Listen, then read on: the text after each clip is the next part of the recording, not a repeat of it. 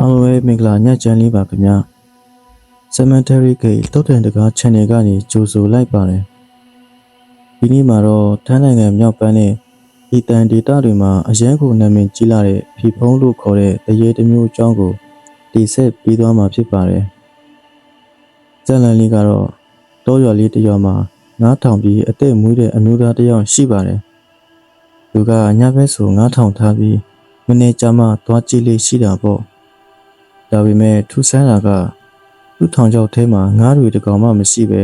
ငါးအကြေးကိုတွေနဲ့သွေးခွဲတွေကိုပဲခဏခဏတွေးနေရတယ်။သူအရန်တန်တရာဖြစ်လာပြီးတညမှာတော့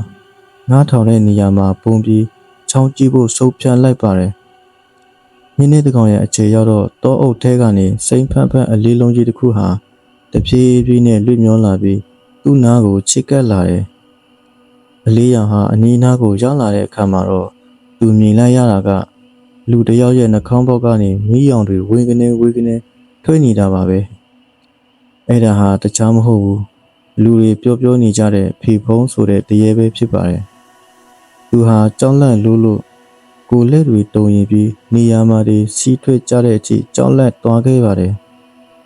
အဲ့ဒီတရေကသူထောင်ထားတဲ့ငါးတွေကိုအစိမ့်လိုက်ဝါမျိုးစားတော့နေတာကိုသူဟာအသက်တောင်မရှူရဲပဲကြည့်နေခဲ့ရတာပါဖီဖုံးဆိုတာတကယ်တော့ဘယ်လိုမျိုးလဲရှေးလူကြီးတွေရဲ့အဆိုအရဖီဖုံးဟာနှိဘက်မှာတော့တာမန်လူတွေလိုပဲကျွန်တော်တို့ကြားထဲမှာရောနှောနေထိုင်ကြပါတယ်တချို့ဆိုရင်ကိုယ်တိုင်ဖီဖုံးဖြစ်နေတာတော့မသိကြဘူးတဲ့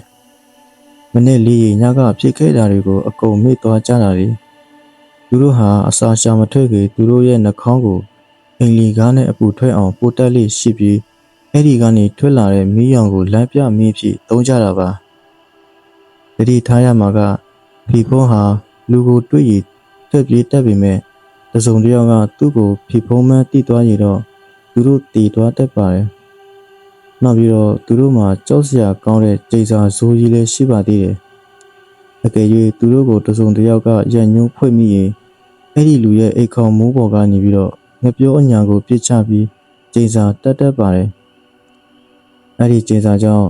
အိမ်သားတွေဟာအကြောင်းမဲ့ဖျားနာတာမျိုးဒါမှမဟုတ်အသက်ဆုံးရှုံးတာမျိုးအထိဖြစ်တတ်ပါတယ်နောက်ထပ်အရေးကြီးဆုံးအချက်ကတော့တတွေးပါပဲအကယ်၍ဖီဖုံးရဲ့တတွေးကိုငားရွေးစားမိရင်ဒါမှမဟုတ်ဖီဖုံးကတင်းမျက်နှာကိုတတွေးနဲ့လာထွေးရင်ဒီကိုယ်တိုင်လည်းဖီဖုံးအဖြစ်ကူးဆက်သွားနိုင်ပါတယ်ဖီဖုံးကိုဖမ်းချင်ရင်တော့တန်တရားရှိသူရဲ့အိမ်လီကားကိုအပေါ်အောင်ပြောင်းပြန်လှန်ထားရပါတယ်ဖီဖုံးဟာအပြေကနေပြန်လာတဲ့အခါအိမ်ပေါ်တက်လို့မရတော့ပဲဖမ်းမိသွားတတ်ပါတယ်ကဲဒါကတော့ဖီဖုံးတရရဲ့ထိလိုက်ပေါ်ရာတန်တာရီပဲဖြစ်ပါတယ်ငွေကြီးတို့ရော